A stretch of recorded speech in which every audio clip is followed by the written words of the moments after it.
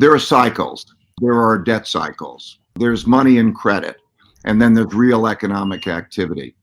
And so think about it the following, that what is happening is a cycle that began in 1945. We began a new monetary system. The world created the dollar as the world's currency at the end of World War II. And then we began a debt cycle. And spending power comes from money and credit. And so central banks create money and credit. And we have the world's most powerful central bank because the dollar is the world's currency.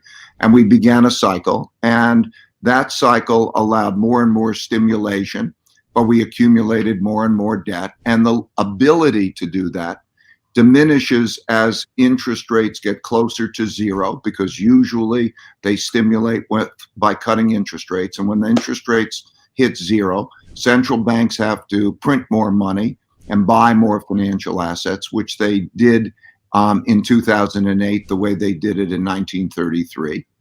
And then the economy picks up on that, and we create more money and debt. And then you have a downturn. Now, this downturn came because of a virus, but whether it came for a virus or for any other reason, it's an economic downturn in which the central bank has a limited ability to be stimulative. So think of it this way. Every individual, every company, every country has a certain amount of income and a certain amount of expenses, and then a certain amount of savings. And when the income falls so that it's low, maybe even below the expenses, they have to dig into their savings. And so what we're experiencing now is, with a lot of debt, there was a fall in income, and a lot of people and a lot of countries and a lot of companies don't have an adequate amount of savings. And so that's where the financial crisis comes from. If the virus never comes back again, think of it as like a tsunami. It recedes and there's still damage, and there's financial damage. And so what we see now are holes in income and holes in balance sheets. And then you're seeing the central bank, the world central bank, the Federal Reserve, fill it in for Americans, try to fill it in for Americans. So you're seeing unprecedented amounts of creation of government debt, borrowing money, because where does it get the money from? It borrows from the Federal Reserve. And then it gives that money out to fill in those holes. So that's in the process that's happening. Very similar to, almost identical to, March of 1933, when Roosevelt did the same thing. And it's happening at a time, like back in the Great Depression, when there were relatively large wealth gaps. And because of those large wealth gaps, there are more political gaps, and there's going to be probably a lot more arguing about how the wealth pie should be divided. So that's the mechanics, and it's happened through history. Throughout history, we've gone through the cycle of debt cycle and financial cycle having to do with prosperity and then difficult times. So figure, in every place there are these holes. And the United States, because 70% of the world's transactions, buying and selling, and about 70% of the storing of wealth outside the country, reserves and the like, is in US dollars. So the US has a monopoly on those dollars, almost. There's a European central bank, much smaller. There's a Japanese central bank, much smaller. China has a central bank. They could take care of the Chinese. But by and large, we're living in a world economy, because if you want to buy things, you pretty much have to buy them in dollars. Now, what's happening now is that the United States production of dollars is largely going to Americans, and that those who have financial holes that are often in dollars, there's about $60 trillion of debt. In other words, it's owed in dollars, that is owed by non-Americans. And as a result of that, they need dollars. And it's going to be much more difficult for them to get dollars to pay that debt. That's one of the big things that's going on. So in Europe, it's a bit better than that. They're going through a similar process. In China, they can manage that. Japan can manage that. They also have savings, large savings. You can measure it in reserves. But a lot of the rest of the world is going to have to look to its own balance sheet.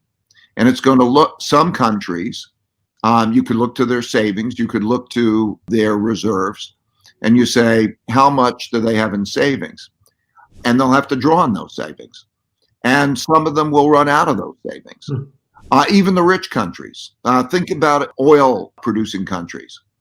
Their revenues are a lot less than their expenses. And then they have savings, quite substantial savings. But that savings is going to have to be drawn down. They're going to have to sell assets and draw that down. And so a lot of the world will not be protected. The primary protection mechanism for doing this is the IMF. And the IMF has about $1 trillion in assets. And now they're arguing about how much money should be put out for supporting, the G20 countries. How much would they chip in to support it? And it's unlikely to be very much. So those other places are going to have a shortage of hard currency. They manufacture their own currencies, of course, but those are not widely accepted. They're not widely accepted for international transactions, and they're not widely accepted for savings. And so that diminishes the value. When they print those currencies, that diminishes the value of those currencies because there's not that much demand. And so I think it's going to be very difficult for those countries. There are two kinds of inflation. There's the supply and demand inflation. In other words, when the demand for something is high and there's not enough of it, it goes up in price. And then there's monetary inflation. Monetary inflation means that you print a lot of money, and even though the economy can be very weak, you can have a monetary inflation because the supply of money and credit increases so much faster than the goods and services, even though there's not much demand for that. So it'll depend on which country you're in. All this printing of money and credit right now in the United States is to fill in holes in the balance sheets. So in and of itself, rather than causing a higher level of inflation in a place like the United States or Europe or Japan, what it's going to do is reduce a greater amount of deflation, and because it's just filling in those holes. However, we should talk about what is the value of money, what is the storehold of wealth. But when you get into other countries, that's not true. So they will have the printing of their own money. It won't be in much demand. And yes, there is a significant likelihood that they will experience monetary inflation, even while the world has a shortage of demand. We estimate that the amount of losses in the United States, in terms of actual losses, is in the vicinity of about $5 trillion, and that the losses in the world is a bit over $20 trillion. And then, of course, it differs. So you just can't put that number out. You've got to get it in the right places. Right now, I would say it's still short in the United States and not getting necessarily in the right places. And in the rest of the world, it's still significantly short. And so as the world is intertwined, the balance sheet problems and the income problems of other places are going to matter, even if the virus did not play any role in the future. Of course, there's some likelihood, significant likelihood that it will.